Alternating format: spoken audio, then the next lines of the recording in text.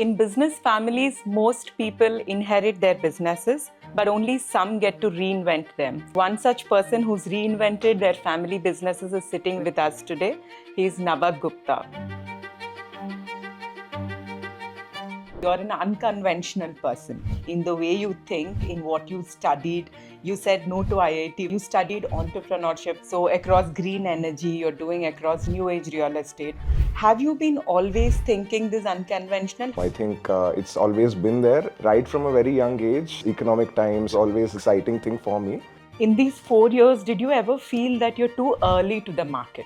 It's very early, but I think this is the next big revolution. Might as well do something which could be so big one day. Did you? Oh yes, I actually did pretty well. People at that time who bought the dip really did well for themselves. But have you tried anything and they were a failure? You started something, you stopped it in the mid, you couldn't move forward. You also have to be wise enough to know when things are not going your way and to course correct.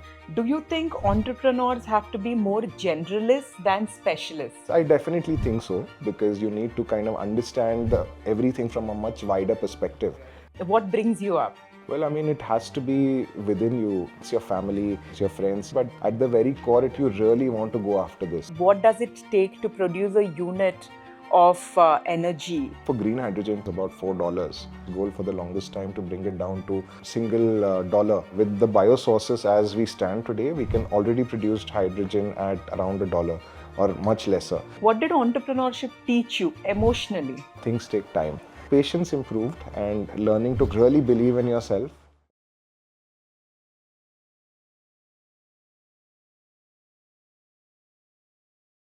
In business families, most people inherit their businesses, but only some get to reinvent them. And one such person who's reinvented their family businesses is sitting with us today. He's Navak Gupta. Hi, Navak. Thanks for taking the time to coming in to do this podcast with us today. And I've known you as a friend. We've had multiple conversations before this. And the image of you that has stuck in my head is that you're an unconventional person in the way you think, in what you studied. You said no to IIT when it came to you. And you studied entrepreneurship when it was not mainstream, startups across multiple industries. Now you're running businesses. Though they came from your family businesses, you reinvented them. You're doing them your own way, right? So across green energy, you're doing across real estate, new age real estate. Also for specialized, you guys are building specialized products for pharma, right? Specialized ingredients for pharma, if I have to say it right. So have you been always thinking this unconventional? How does it come to you? Are you born with it? Did you train your mind for it? I remember you saying that you used to read Economic Times. You called it an orange paper when you were in school, right? Yeah, so not many do that. How did that come to you? So firstly, Mansa, thank you so much for that introduction, and really excited to kickstart this podcast. And like all of your introductions and how people have known me and all the things they tell me, it's very kind. But I mean, in terms of my unconventional side, I really don't know. I think it's always been there. And right from a very young age, the orange paper was always the exciting thing for me. Because I do remember like watching the cricket matches, the World Cup, and at the same time also cheering the international acquisitions by Indian companies like Tata taking over Chorus. So the reading of all this Economic Times and the business that kind of gets and the sport, everything together. Absolutely, absolutely. So I think it's always been a part of me, and having kind of reading the Economic Times for a long time or following the business news, that angle or that aspect has always been ingrained with me. And yeah, I mean, what did it tell you? What was your bent of mind when you were reading all of that? Did you get excited as to, oh, I want to do this, I want to do that? Or were you continuing with your studies and this was always running at the back of your head? How was your psyche back then? Well, I mean, I really can't say, because I started kind of getting into the business ecosystem in terms of reading all this from such a young age. So it was probably always ingrained in me, and like it was just kind of something that I started reading, and that was how the absorption of all this information kind of started. Very nice. So yeah, I So I'm mean, going to drill you a little bit more on this please, by all mindset means. because we want to make this podcast less about one business or one business owner and more about what our viewers can seek when they get into the minds of people who see macro level. I see you as someone who sees from the macro level, right? Across, when I say macro level, someone who can spot businesses and business opportunities before they come your way, right? You started doing a war product, if I may call it. We'll come into it later, but it's a war product. It's the need of the day today. But you spotted that like a year ago, right? So that is someone who can see future for me. So I want to dig into the brains of someone who sees that kind of future. So our viewers can get something from it, learn something from it. They know how to spot those macros before they arrive in the market, right? Yeah. So just tell me about yourself. I also know that you do a lot of adventure along with these businesses. Your businesses are also adventure, not saying no, but you also outside of these businesses do a lot of adventure. Tell me about the Iceland trip that you did. So, I mean, let's kind of start from the very beginning, actually, Mansa. So, Sure. I think for me, schooling here in Hyderabad and then getting into the same rat race for your IIT coachings and Right. everything was those two like crazy years, and finally getting into the IITs, getting that rank, but again completely growing out of that mindset that you have to kind of again follow for the next 4 years, because Right. I would really like to learn at my own pace, and the competition and the entire cutthroat nature was taking away from the learning aspect, at least as far as I was Absolutely, concerned. absolutely. And not So many of us realize that and act on it, but it's very true. so that was probably one of the reasons I kind of took a step back and didn't continue my IIT journey.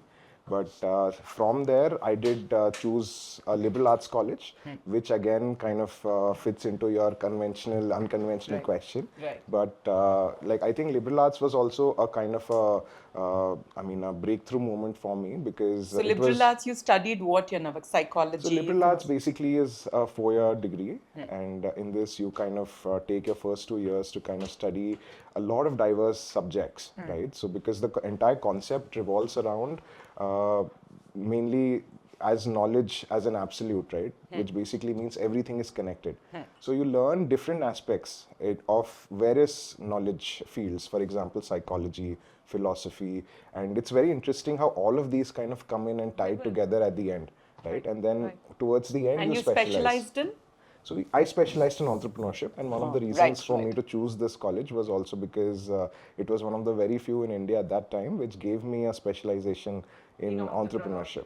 Okay. And I also had a chance to do an exchange program at Babson College in Boston. Very nice. So I think this, along with that, kind of shaped up a nice trajectory as far as my college experience was concerned. Very nice. Yeah. So post college, then post this bachelor's, what was your next move after your bachelor's? So interestingly, Mansa, right after college or during the last stages of my college was when I took part in this business competition. And Was it part of the college degree? no, not part of the college program. It was an externally organized business competition. And like it was being hosted, we had really eminent judges from the main guy at Blackstone Capital, Mr. Akhil Gupta, and Usha Thorat, ma'am, the ex-deputy governor, Very RBI. nice. Yeah, that So a young bunch age. of really nice like jury members, and we took part in this competition, me and a friend of mine, and together we placed first. So that kind of gave us a lot of confidence and some seed capital to Okay. get started. Some So seed capital. absolutely. What seed capital? About 2.5 crores, Wow. and that was the first, I think. 21 and 2.5 crores of seed capital So is as something. a fresh college grad, I was super excited, Of course. and that was like my first journey into entrepreneurship completely by myself. And so we built this product. The idea was mainly a fruit and vegetable wash. What that basically means is it was a product which removed all pesticide and bacterial residue from your fruits and vegetables, because Indian homes were used to just washing their produce from just through a Yeah, normal just tap water water. or salt at the max. That's right. And that was not good enough to kind of completely remove the pesticide and the bacterial contamination on the surface of your fruit and vegetable. Of course. And the real solution for this would be to kind of use a specialized product. And that was the kind of habit formation that we were trying to get into by launching this new FMCG product at that time. Obviously, this was pre-Amazon days. So the whole idea was to kind of do this first, get the technology right, and we patented our formulation. But then build this entire distribution. Yeah, the Right? supply And chain. the supply chain and the marketing and the the big Back ad then, it was budgets. probably just the conventional stores and. Absolutely, this was, like I said, pre-Amazon times. True. So that was how it all got started. And but then the wiser thing at that time was to kind of work with a already established FMCG company, and we were happy to be approached by Imami, who Very nice, took very over the nice. product and Very kind nice. of gave us an exit as Very nice. young college grads, and that was my first experience as a proper entrepreneurial journey. And like, yeah, right after that, I You became the second time founder now. No, nothing stopping you. just gained some good experience and a lot of confidence to kind of move to my next venture, I can say. So I came back to Hyderabad because this was all in Pune, which where I was doing this company from. And when I was back to Hyderabad, I joined my family business for a while. What is your family business into, Navak? So my family business is mainly into fuel. So we are one of the Fuel. largest fuel, yes, Okay. fuel and energy. So Okay. we are in different aspects of the value chain, right from distribution, retail, logistics of fuel. So we're one of the largest fuel, sellers in the city and also in the south of India. And Sellers as in distributors, is it? like I said, distribution, wholesale, logistics, everything. But if you look at it from a sale basis, we sell one of the largest quantities of diesel on a daily basis in Okay. Hyderabad and in South India. Very nice. And the other aspect of the family business is real estate, right, which manifests itself in hospitality ventures like S&C Convention and various other residential commercial projects and retail ventures. So nice. that is the family business. And within the family business as well, Mansa, like I had a chance to again be very entrepreneurial. Yeah. Because No, that's where I'll stop you and ask you. Yes. With your blossoming ideas, came back from a winning startup and then came to Hyderabad. Your family will definitely be of you, and if you wanted to do something, they will be supportive of you because you've already proven yourself back there, right? But was that the case, or did your grandfather or your father who was running the business as their own right, did they really ask you to get into the existing business in its current form, or did they leave you to Well, do? I mean, I would really like to compliment my family, who've been a great support system. And my father is a first-gen entrepreneur. He had zero support when he started whatever he did. In fact, all my family are doctors, Okay. right? And it was my father who couldn't crack the doctor's exam. And Or that maybe was- walked away from it. maybe that was fate, but he's really succeeded and did excellent for himself and for all of us as a family. And, The genes show. thank you. And I mean, I hope to make all of them proud one day. Sure. And mainly, I was always supported, encouraged, and they gave me the freedom that was needed. So when I joined the family business, within that as well, it was a good kind of experience of running my own startup within the family business per se, because I started this fuel company where it was a fuel delivery company where we had an app and people could just kind of order their fuel in. And along with this, we had developed an IoT device, which was fitted into people's devices, whether it was their gen sets or within their vehicles, which would give us a real-time information of how much fuel was there inside the vehicle at any given time.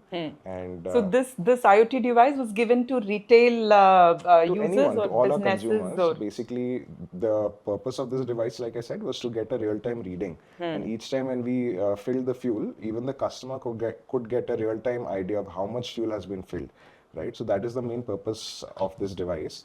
And we scaled this business, Mansa, to about close to 100 crore ARR.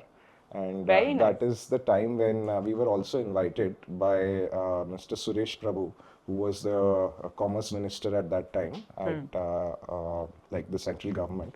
And like, you know, he basically Invited to present your. no, so basically the Commerce Ministry also looks after a body called PESO, which is the Petroleum and Explosives Department, and that is what frames the entire rules and regulations. So we were, as a company and a few other startups like mine in India at that time, were pushing for regulations to change, where we could supply fuel more in the format of what Swiggy and Zomato do, right? So that involved a lot of kind of rules to be changed.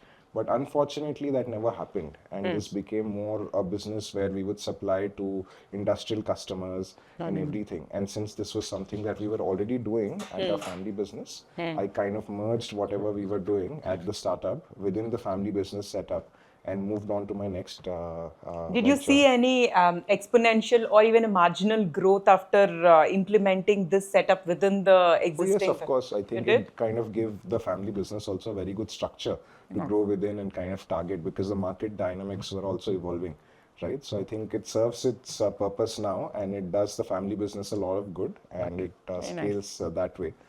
So post that, so you've scaled that and you've given it back to your father, who has the onus to run it now. So what did you do next? So my brother actually runs it Your right brother now, runs it. and he's scaling that well at the family business. Yes, right. So I think I have no. So just tell me about Iceland, yeah. So I think adventure, Mansa, has been like a very important part of my life, and I've trained to be a student pilot. I hope to be getting my private pilot's license soon. Very nice. How many hours have you done? So I've done only a few hours flying, and then COVID, and then like, you know, family and businesses after that didn't let me get back to it. But Okay. it's one thing that I want to be completing, and one Do of you have my like a bucket list? Oh yes, so in that bucket list, I feel like getting my private Commercial pilot's license. I don't think I would ever go commercial pilot, Okay. but just How I many think hours does a person have to do to I think it's get all the... upon getting your confidence, and I think you need to do about 200 hours. Right, If you have to buy a small plane for yourself, then what is yes. the minimum criteria? About 200 hours, right? 200 hours. It's an exam you have to pass, a practical and a exam that you need to pass with a trainer. And once you're certified and you have the confidence to be able to kind of fly a certain You can type do of that at aircraft. whatever age, you know? Yeah, of course. You can do it right after your 10th if you need to. No, later, after 45, after 50. No? Yes, so I mean, hopefully sooner than then, and that's one of the things. But I am extremely passionate about trekking, about kind of offbeat adventure. So, Wow. like, one of the things that I did was kind of this trip to Mongolia, where like I trekked the Altai mountains, and also. At once, how many days did it take you to So do this that? was actually a very long one. I did about 25 days in Mongolia, and it's a Nice. completely remote Amazing. place. There is no Google Maps. There No, is I know, I absolutely- heard about that, yes. So there's like, it's pure nature, right? And I think as a student, I got to backpack a lot, right? So after having done all of that, another aspect of travel really opened up within me, where I think just trying to kind of stretch the boundaries there and kind of experiencing things which are so unique is I think what that gave you this bent of mind of resilience, honestly thinking. I mean, I guess, but for me, it's just like a complete, a piece that I kind of achieve when I get into such kind of spaces. And Mongolia, then kind of North Pole, Russia was one of such experiences, right? So within Mongolia, I also went to the Gobi Desert and kind of spent some time with the tribes, the reindeer tribes, both in Mongolia and then in North Russia and the North Pole. So Tell me that story. I'm sorry I'm stopping you here because I know that story and I want the viewers to listen to that.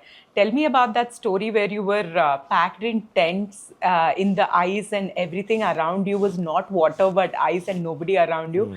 And some animal came to you guys. Is that, So do we I were remember actually it correctly? documenting the reindeer tribes. When I woke up in the morning, the ice story, it was very interesting because, I mean, when I took the toothpaste to kind of brush my teeth, and It all froze.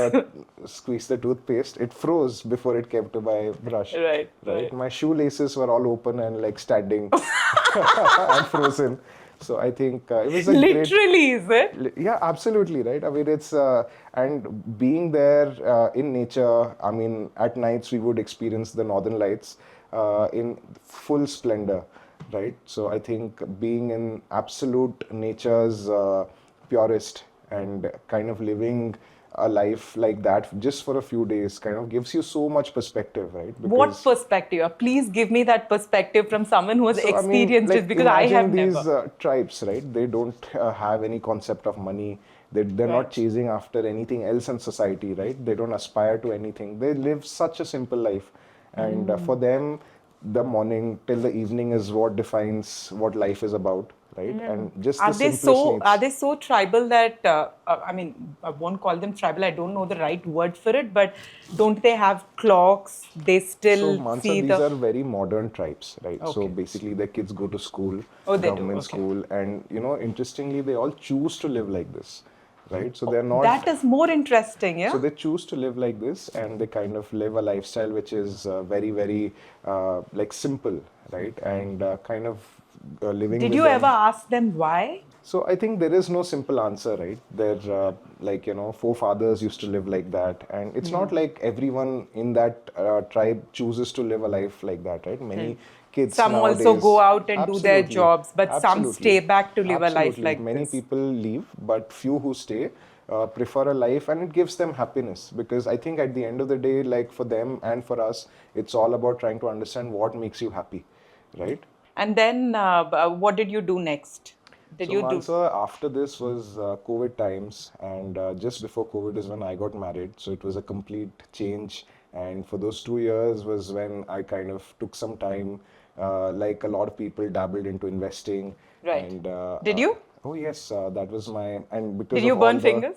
no, no, I actually did pretty well. Like a lot of people who You did invested in trading? the, I mainly investing. I tried my hand at trading as well, but Okay. majorly investing. And like a lot of people at that time who bought the dip really did well for themselves. Yeah. And like we discussed at the start, all this knowledge that was accumulated Yeah. through the years of reading the Being a economic voracious times. reader had helped. Absolutely, and it was one of those good habits, I must say. And so all of that really helped, and there was a good kind of, You could, yeah. The ones you invested in have grown in size, yes, and you got absolutely, your back.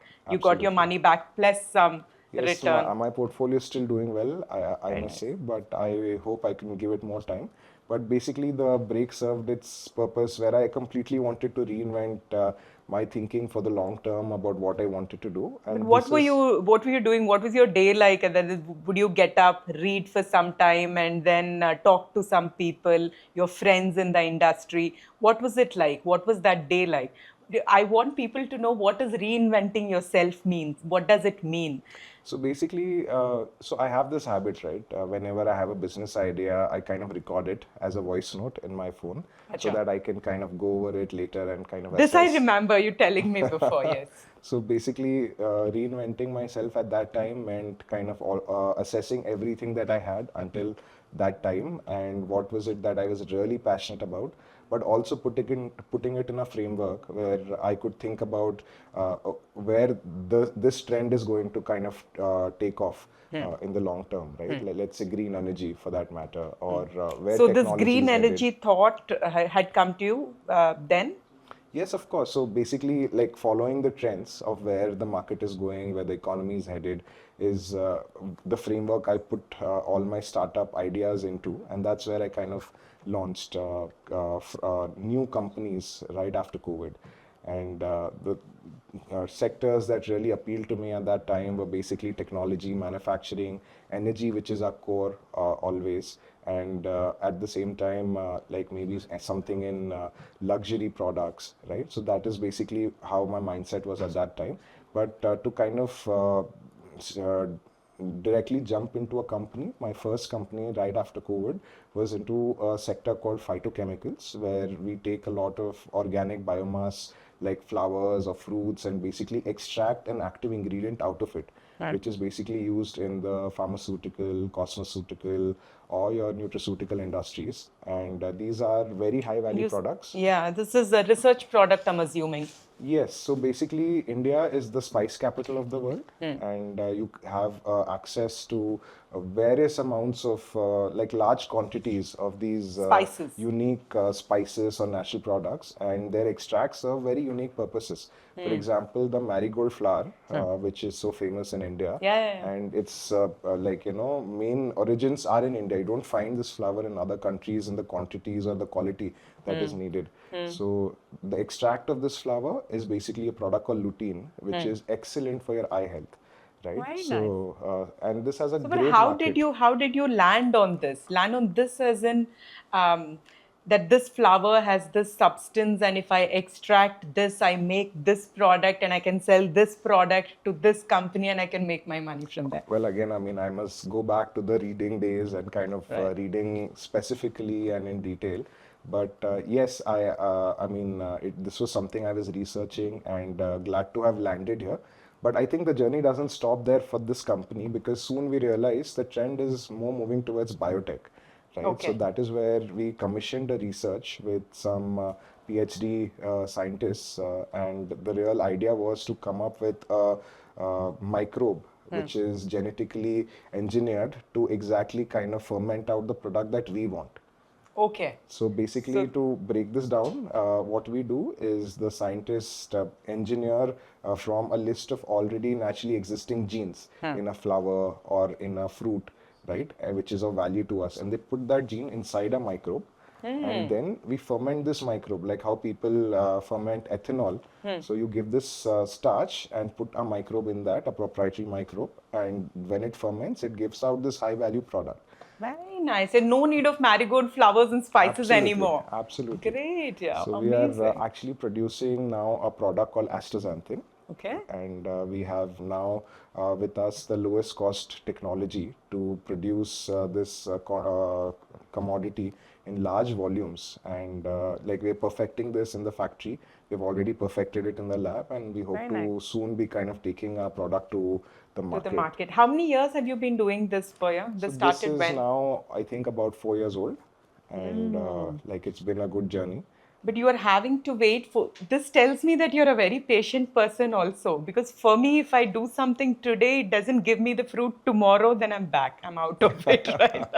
No, I think research is one of those things which has taught me a lot as well. Very nice. It requires immense patience and like a lot of resilience, I must say, because you keep investing your capital and Right. your time, and it takes a while to see results. It Right? takes that kind of confidence also on it that yeah, to continue for 4 years is not everyone's cup of tea, right? And I guess we might have to continue for 4 more years till we see Yeah, our there you results. go. So that's with that company. And right along this, and like we discussed, this takes time, right? Yeah. So along with our expertise now, which were developed in biotech, and our core, which is energy, I combined the two to launch a new venture in the renewable energy space in emerging sector called biogas. This you started like a year ago. Yes, about a year and a half ago, and this is in the compressed biogas sector, Okay. where we basically have a lot of feedstock which is available in our country, right? Like paddy straw, which is burned off and causes a lot of pollution, especially in the north, right? Right. And a lot of this feedstock is available or can be grown within our country. What stock you said, Navak?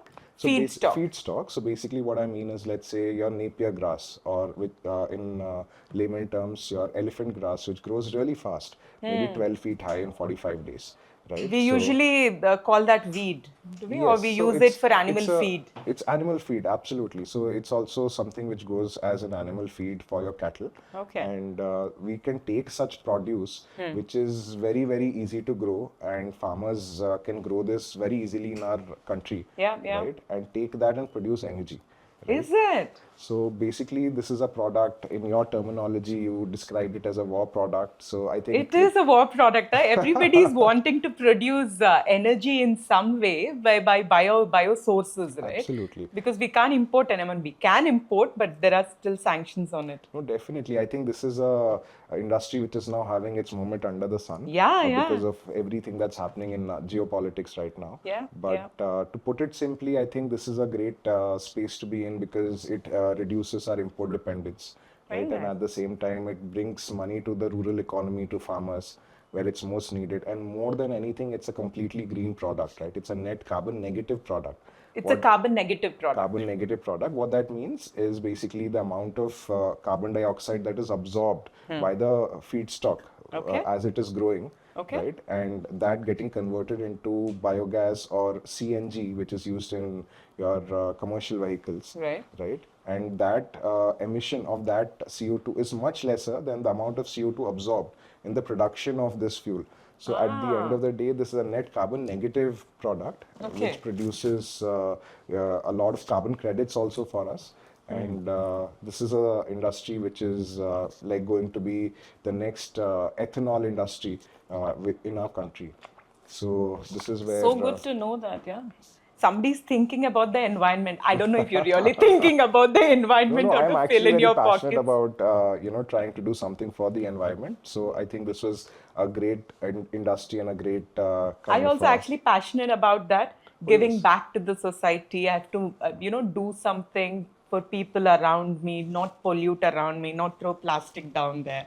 No, absolutely. So, in fact, even the biotech product is completely green, right? So, it's all about trying to solve for the environment, not trying to do something which is going to further pollute and kind of take us into that same vicious loop as a industry. The more we pollute our environment, the more harmful effects is what we will keep seeing as True, true. Our the children have to live with it. absolutely. So I think the trend is towards green, and the more you can align your thought process, your businesses around that, is going to be what is going to give you long-term dividends. Very nice. Yeah. How much are you guys producing now So on a we daily have a basis? 10-ton capacity plant right now Ah, on the outskirts of Hyderabad and Kajvel, okay. and we will be expanding to 20 tons pretty soon Very as the nice. second phase. Yes. Very nice. Very nice. So have you been selling this already or So it's this still in is the... this is basically a production gas which takes a little while to kind of be ramped up. So we will be going live with it pretty soon. Yes. Very nice, very nice. So you've told me all your success stories, right? One is the Imami took you guys, and then you started a research product, which after 4 years it'll definitely take up with a boom, right? All this weight of yours will be over. And then you told me about the green energy, which also looks like a very successful product to me at the outset. I mean, there's no reason why it should fail, right? You're giving something that is, it's a pull product, it's not a push product. So all these success stories are good. I'm very happy. But have you tried anything in between, which you're not talking about, and they were a failure? When I say a failure, you started something, you stopped it in the mid, you couldn't move forward, stuff like that. I mean, I think I'm pretty much telling you everything I did, Mansa. So there's nothing else which I did in the middle which started and stopped. Golden touch, huh? I wouldn't say golden touch because I think every day as an entrepreneur, it's your battles, right? Like what you try to do and, whatever you seem to be so passionate about, once you start working towards it, it's not necessarily only your passion, but your complete dedication towards it. Right. Like not saying no, even when you have those bad days and I nothing know you seems to came be in going your today. You way. have bad headache. Tells me. So yeah, guys, I mean, it's just another secret, but doing this podcast with a bad hangover, I must say that I think it's your resilience Right. in entrepreneurship, which is what takes you through. And Right. I think that is what I try to live by and hopefully succeed in all of these ventures. You, me, we all know each other, and bunch of our friends also. We all know each other through this organization, which is very much our Hyderabad-based organization, right? Young Entrepreneurs Organization, Young Entrepreneurs Association. So while you were doing these businesses, these ideas, or were you running them through any of our members or your friends? Did you get any help from them, or just bouncing your ideas off them? Did it help you in any way? I mean, I guess YA is a great community. So I think just kind of speaking about what you do, Right. you automatically kind of invite suggestions, Yeah, helps, unwarranted collaborations. sometimes. Absolutely. And I think all of that kind of takes its own shape and only makes you better in your journey, right? And more than just kind of uh, work, I guess with YA, I've been really glad to make some amazing friends. I think it's that community which kind of always pushes you to do more, both like, in your personal life as well as in your professional life. So I'm so grateful for everything. So, did your education, you studied psychology, you studied philosophy, and all of that. Do you think that that has shaped shaped the person that you are? I mean, to put it in a different way, right? Do you think entrepreneurs have to be more generalists than specialists? What is your take on that? Well, I guess so. I think liberal arts really helps that way, right? Because the whole idea is to not kind of be an expert only at one thing and become so absorbed in that one way of thinking, right? So, for example, when you do your subjects like philosophy, psychology, and in our college we did theater, we did like pure sciences, we did like political science, everything, right? So it's about the way you think when Right. you study a subject, which kind of really helps you shape your thinking in the long term, right? So it's mainly about generalists or liberal arts, everything. It basically teaches you how to think, right? So So generalists make good CEOs. Is that your statement? I mean, I hope to kind of be in a position of No, you can talk your mind. Nobody's judging you on no, that. I guess I definitely think so, because you need to kind of understand everything from a much wider perspective. Right. And And once be a you people pleaser. You can say that. Yes, I guess, but it's also about trying to kind of look at everything from such a vast perspective and then drill down and go deep and kind of, think about it in those deep perspectives as well. So I think that is the unique skill and entrepreneurship possess. And when you say a generalist, I think that makes a lot of sense. So, after doing all of this, not after doing, you're still doing all of this, have you been also taking care of the family business? Did you return back? Can I call you returning back to the family business, or you never lost your roots there? Well, I guess, I mean, lucky to have a family which supports me to do my own thing, and yet kind of let the ship be steady at the family business. So my brother takes up most of the mantle when it comes to the family business. But like, yes, as a family, as it's basically my father, my brother, and I, and the three of us, we try and kind of amongst ourselves take up various responsibilities at different times and kind of keep the boat steady there. You also have a child. How old is he now? So Vedwan is 2 years old, 2 years and old. like time Sneha is passes fully by. involved with him now. Yes, absolutely. He's everything to us and brings us so much joy in our lives. Very nice. And yeah, I mean, great to be his father and watch him grow. Very nice. You're a very hands-on father, I think. You are? You Well, I are. mean, I love spending my time with him and watching him grow. And I mean, whatever I think I can do for him and contribute to his life as he grows, I'd be more than glad. Yeah, yeah. Teach him all the philosophy, then he runs away from you. No, I think Says, it's all Dad about is it's boring. all about like kind of right now. It's such a de-stressor to just spend time with him, Yeah, after two your years, no, long when he work day. grows 5, 6 years. Yeah, you Then guys, you you guys tell me all about it, right? About the next phase of all the being a gyan father. and all won't work. Yeah. You No, I play with think I them, think that I'll be works. in that age where he starts giving me all the gyan, right? I'm Yeah, learning yeah, from him. yeah. Like, yeah, for sure. Did you ever take a step back in your decisions, Navak? Or were you always, because of all your reading and all, you were very confident when you took one step forward?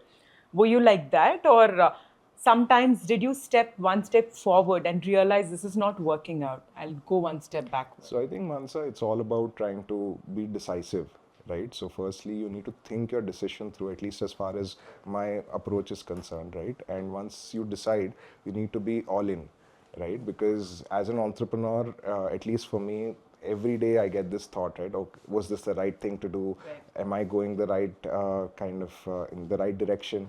Very natural. But then, like, it's all about trying to make sure that you kind That of the step that you've taken yeah, you do is justice successful. to it, right? So I think that's basically how to kind of how I approach things. But at the same time, to answer your question, I feel you also have to be wise enough to Yeah, know when things are sometimes not going your way, when to and retreat. to course correct. Right. But hopefully, or luckily in my case, that has not happened as a major kind of choice of what I've done. But so many of those micro choices in your life and in your work that you always need course correction uh, on. And the more you're truthful to yourself, I think the better that it is. Did any time in this 4-year journey, the research journey, I'm talking about the biotech startup, right? In these 4 years, did you ever feel that you're too early to the market? Oh, yes, I mean, even right now, I feel we are one of the earliest. And I And think that what is your mental strength to still keep continuing on it? in hindsight, I would tell everyone to kind of not be the Not first. No, But being a flag bearer has its own benefits, but the person holding the flag should be so strong that the wind should not blow you away, right? yeah, I mean, it takes a lot of resilience, yes, but hopefully it will pay its dividends one day, right? I feel in the biotech industry, we are at a space where Indian IT was in the 70s or 80s, right? You So think so? it's very early, but I think this is the next big revolution. With everything, all chemical products today will be made via biotech in the future, and all manufacturing in its true essence, all ingredients, all new materials, everything will be through fermentation-based technologies. Very nice, very nice. So you've been very forward thinking. You've put your foot into multiple businesses, multiple industries. You call yourself a generalist, multiple industries where your specialization is not there. Did you also touch upon technology and AI? I would actually love to do something in that space, right? So again, I am not an expert. I don't Right. understand things to the depth that they are necessary, but Right. obviously following the trends, what's happening. So I would love to explore this industry, and whenever the right opportunity kind of presents itself, I would be more than glad to kind of take a leap. But are you really are the kind of person to wait for the opportunity to present itself, or would you Well, take I a mean, leap? you need to have a compelling kind of an opportunity where you see yourself being able to make a difference in that particular kind of sphere, right? So whatever startup and whatever kind of business that you decide to go after Right. should be something that is going to stand the test of time, and Right. also do justice to it with whatever skills that you bring to the table, Right. right? So obviously, when I go into a industry like this, I will need a co-founder who is actually the tech brain behind it, because that's not me. But I would love to kind of explore. But currently, I have my hands full, so let me Right. kind of first Right. settle down. But hopefully, this is a I'm, very exciting space. I'm clearly listening to your words, right? When you said I asked you about the technology, would you want to get into AI technology? You said I would get into it if if the product I'm building um, can fight the test of time, right? So I'm trying to analyze the way you think. You do not want to build those small apps, services, technology company. It'll stay today. It'll give me business for 5 years, and I'll take my money for 5 years. After 5 years, when this goes, obsolete, then I'll leave it. That's not how you think, right? So it is very evident also from the kind of businesses you are building. So You I think think, big. I mean, for all practical purposes, we all But where should, does right? that come from? Yeah, not many people can just think so big and be at it for such long I time. guess, Mansa, whatever we do in our life, right, whether it's a small thing or a big thing, it requires the same Same amount of amount of effort. effort. So might Absolute. as well kind Absolute. of do something which kind of gives you that, Aha the moment. yeah, I mean that excitement that okay, all of this could be so big one day, right? But when And you don't see those steps giving you the output to add them towards the excitement factor to the big picture, right? You kind of fall short sometimes. You will go into a questioning yourself for did I make the right decision or not. I'm sure you'd also have those moments. And who brought you up then? Was it yourself, or was there somebody in the See, I family, think friends? entrepreneurship can be a very lonely journey, It is. right? It So is. Ask for me us, about it. like we can always have our mentors, our family, our friends to kind of bring us up in such moments. Yeah. But always it has to be you at the end of the day who, with a lot of resolve, you need to get back on track and kind of like, pull your socks up and again get back on the. What gives you that motivation, Navak? What gives you that motivation? What gives you that drive when you're down? What brings you up? Well, I mean, it has to be within you, Mansa. It I has to feel be within you. You everything have to be born with contributes. it. You're not giving it away, huh? I mean, there is no secret sauce there, right? I think it's your family which kind of supports you in those times, your friends, yes. So all of it in bits and pieces, but at the end of the day, at the very core, it has to be within you that you really want to go after this, right? You don't want to kind of let anything come in the way, and that is where I think you draw strength from. So, quick question, because I'm interested in listening to this. What excites you more? Your carbon credits, your biofuel, or your green hydrogen? So I think the renewable energy idea, the biogas idea has all these three elements, right? So Right. I think uh, each more exciting than the other, but I would really love to see how the green hydrogen story plays out. And one of the main reasons why I'm pursuing biogas as a product is there are so many opportunities apart from taking this as a energy fuel directly for vehicles, right? You can What try. else? What else are we doing with So it? we can kind of Fertilizers as a make this byproduct?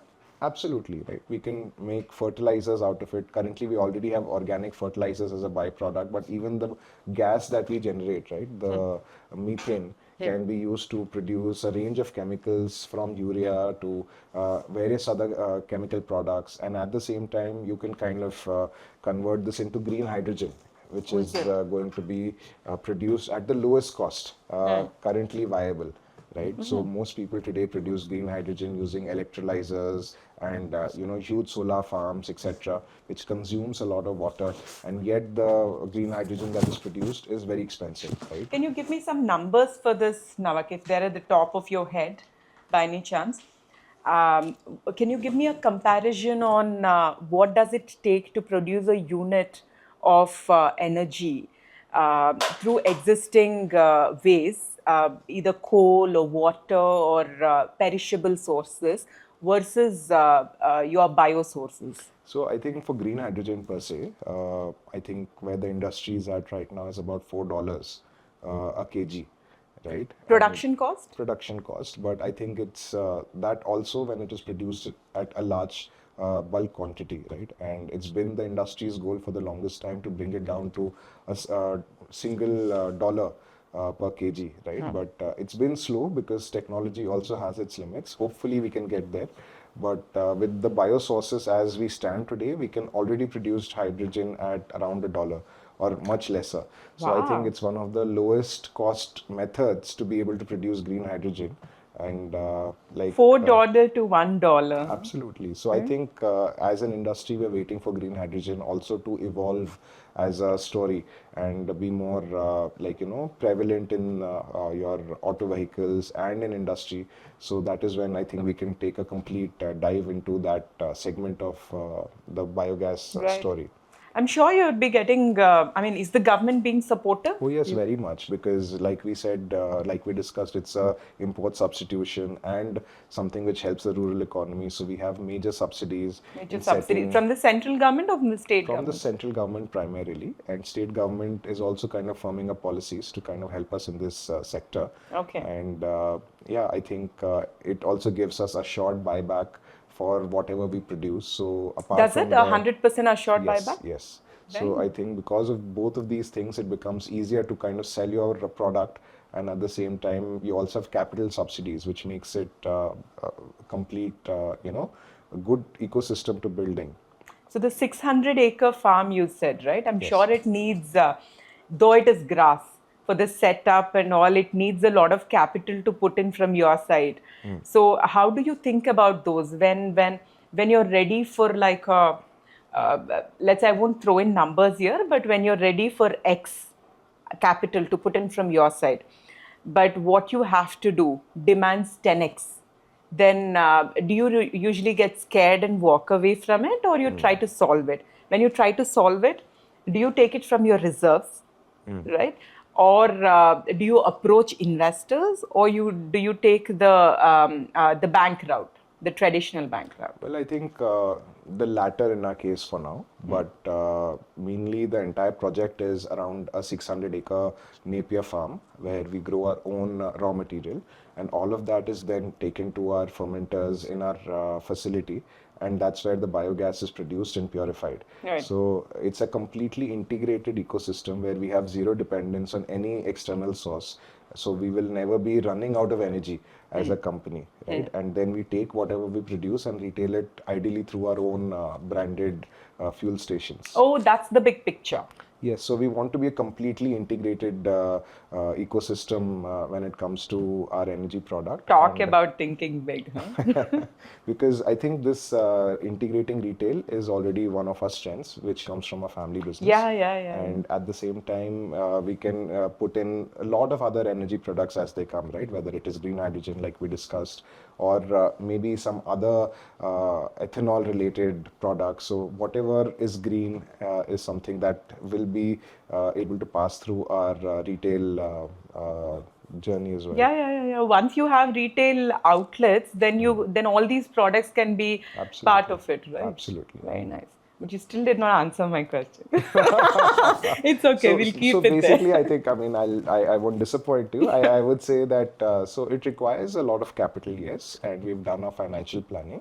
We've gone the bank route as of right now, and we are completely, we have complete financial closure for this. So there is absolutely no problem, and we've built, like I said, the thought process behind making something completely integrated was also to not have any dependencies. Right. So because you see dependencies as an obstruction. It can be, right? So like when you get into manufacturing and when you get something that involves the rural economy, you've got to be building something which is foolproof. Full cycle, yes. So absolutely. So with that thought process, we've kind of gotten our capital allocated to all the right things which matter, and makes us completely secure that way.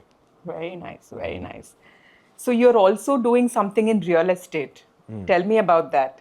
So real estate is basically a very new endeavor where a lot of our family assets in different grade A and grade B properties, I wanted to collate everything and kind of organize it into flex spaces or co-working spaces, right? Because one of the stats which I was co-working reading, spaces, you guys are doing Yes, co-work. And what yes. is a brand, Navak? Do we have a it's- brand? Yes, my brand is called 9 to Thrive. 9 to Thrive. Yes, and we've just Let me gone- say that to everyone once again. 9 to Thrive. That's right. Yes. So it's the entire thought process behind the brand is your everyday work shouldn't just be your 9 to 5, right? It should be something It should be way 9 more. to Thrive. Everyone should thrive, and that there should be a sense of contentment in your professional lives, and that's what I feel we can contribute with this brand. But the larger idea behind this was to kind of collate a lot of our own real estate holdings and kind of operationalize them as co-working spaces, because we feel that the asset yields on a co-working space is much, much higher. What is it, compared to- Navak? If you can give me a number. So look, a standard office lease would kind of get you about 6-7% asset yield, and co-working spaces, when managed well, could be anywhere from your 13 to 15%, right? Beautiful. For how you execute. But the larger idea here is to kind of not just go into the traditional model of a lease with any of your landlords, right? So first phase is basically our own properties. But as we scale this brand, and our vision for the next 2 years is to make this into a 2,500 seater property. Very nice. So the one that is there right now, where is the first one? Are you coming up with The the first one first? is in Durgam Cheru. And Okay. this is In a 600 Hyderabad. in Hyderabad, in a 600 seater there, and about another 3 centers coming up from within our own assets.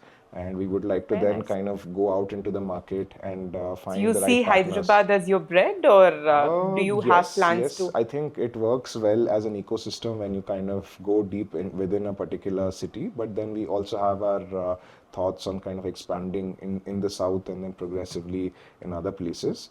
And the idea, the business model here is basically to structure your entire asset as an SM REIT, right? Because we would like to pass on this benefit of about To the 15%. retail buyers, yes. Absolutely, to kind of any investor who's interested in getting a 13 to 15% asset yield, Very nice. right? And 13 to 15% asset yield. At the same time, the capital investment is also growing. Because absolutely. once you put it out, once you put an It asset is a out as much a, smarter way to invest in real estate, yeah, and it's also something that we kind of want to capitalize on as a co-working brand, right? So I think we get the best of both worlds to both an investor and as well as a co-working company, where we secure ourselves in kind of getting that property well and managed, and not have that lease as our starting point. So I think that's the real business case here. And so the existing yields from what my knowledge is about REITs, right? I've been following REITs from the past 2 3 years, and the ones who I personally did not invest in a REIT, but my friends who have invested, there are only some REITs, very few REITs here in India now. They say that it is not a very profitable investment, that the yield is not more than 7 to 8%. Do you differ with that? well, I mean, see, there are different kinds of assets, right? So when you invest in an InvIT, for example, right, where you invest in, let's say, an infrastructure asset, right, that's structured in a InvIT, and that will give you a certain kind of a yield, right? But similarly, when you come to REITs, there are different kinds of REITs again, whether it's an office REIT, whether it is a retail REIT, where you are kind of getting a different set of malls, for example, right, as part of the assets within that REIT. So all of these different classes of assets give you different kinds of returns when it comes to REITs, right? So our asset is unique because we are a co-working Right. asset, right? And where people generally kind of, as a landlord today, give work with an operator, right, and Right. get their traditional 6 7% return to Right. their asset, and the co-working company also only makes a fraction at Right. the end of the day. We are trying to break that business model and try to make this into a complete asset ownership experience, where the asset owner itself can enjoy up to, like I said, 13 to 15% asset returns. Very nice. And the government has come up with a new concept called SM REITs, small and medium Yeah, REITs, yeah, small and and medium that is REITs. how we can kind of put our assets in the co-working market within this framework and monetize. Very nice, very nice. So that is the real estate idea. Right, right. Yes. So I see you as a person going. So there are two kinds of people. I, in my mind, segregate people in this way, right? Some people are industry agnostic. They're generalists. Mostly, I see them as generalists. I see generalists getting into these kinds of business models, that they have their foot into multiple things, but they do not go deeper into it. That is one set of people in my mind.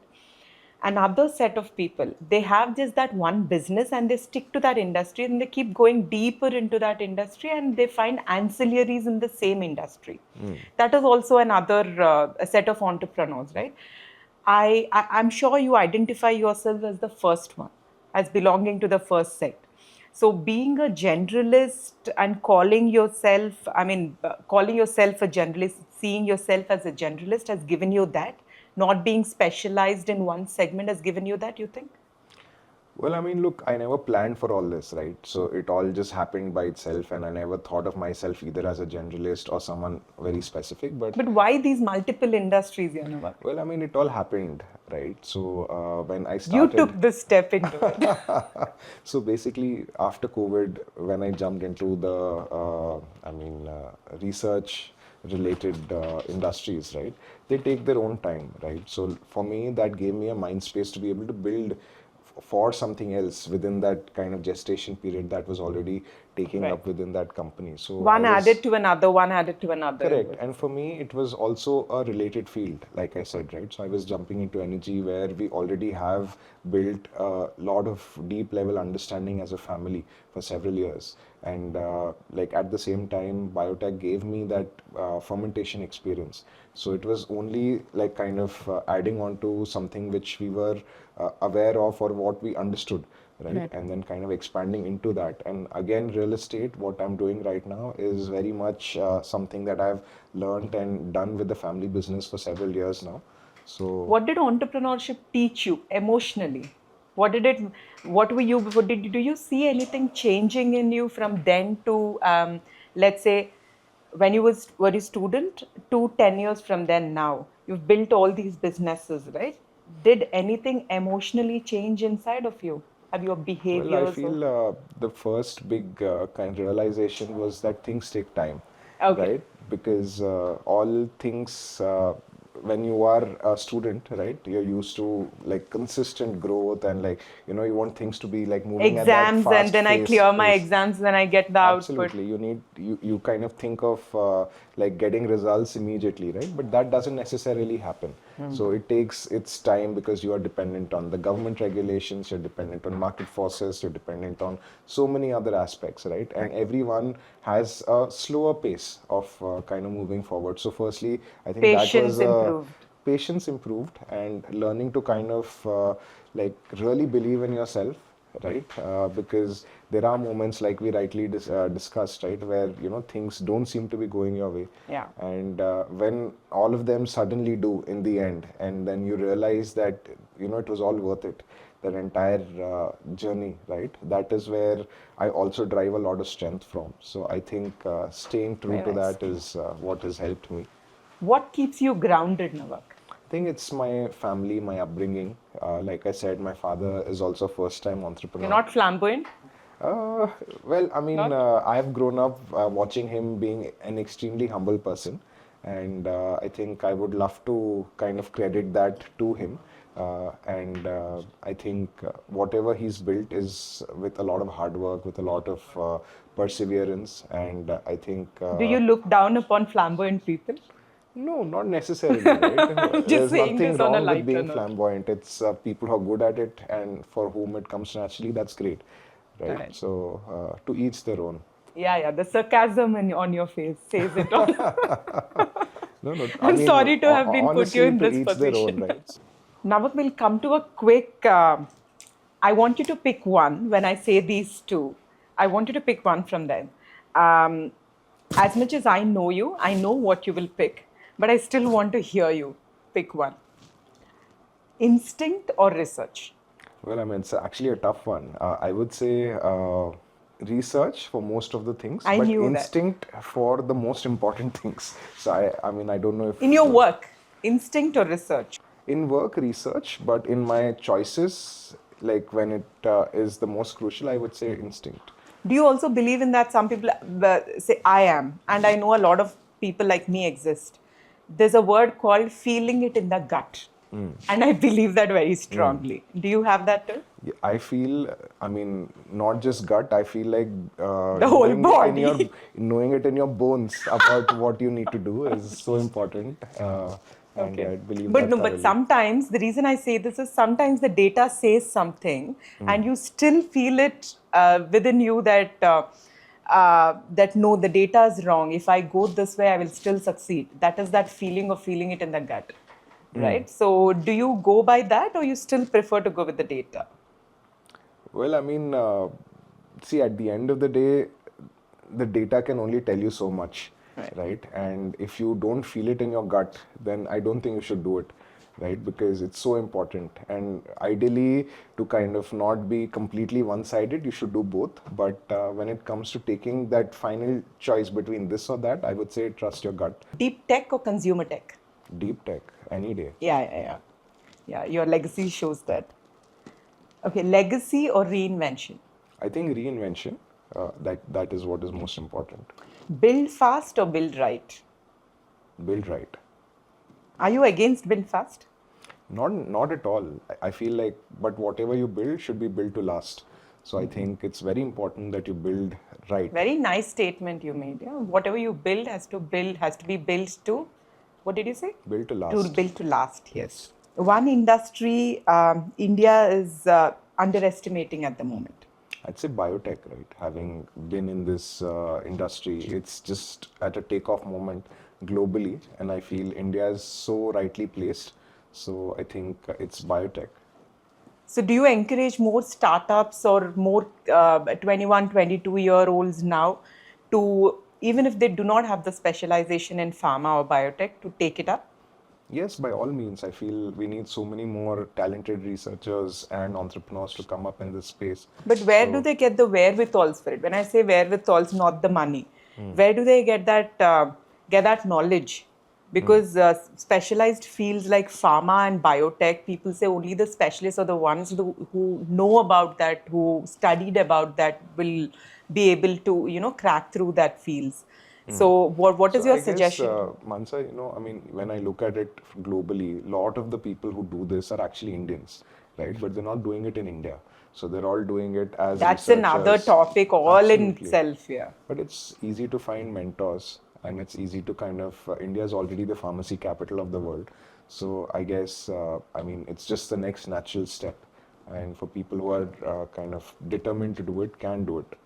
Can you name anything for our viewers if some 22, 21-year-old is watching? For them, in biotech, what can they do? See, biotech is very vast. Even energy is part of biotech, right? So, biotech can kind of completely reinvent manufacturing altogether, right? So, you can kind of think about Biotech can reinvent manufacturing.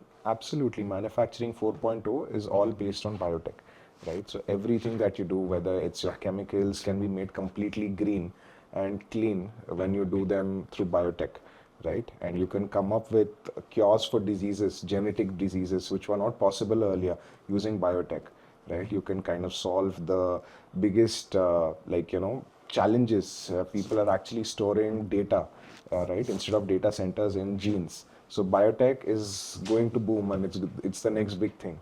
So one thing your generation does better than your father's generation. I guess we have more resources to kind of actually uh, look at things more holistically and kind of go deep. So, if I have to say one thing that we do better is these new age business models, right, which we can kind of take a bet on, like biotech. This was not possible earlier. So with YEA, the Young Entrepreneurs Association that both of us are associated with in Hyderabad, we have these year-long programs. We also went to IAM the other day to get our knowledge for those 3 days on leadership and upcoming fields in AI and stuff like that. Also, every month we keep having these talk events and stuff like that, right? Also fun events. What did you feel? The fun events were better or the knowledge giving sessions were better? What did you learn from them?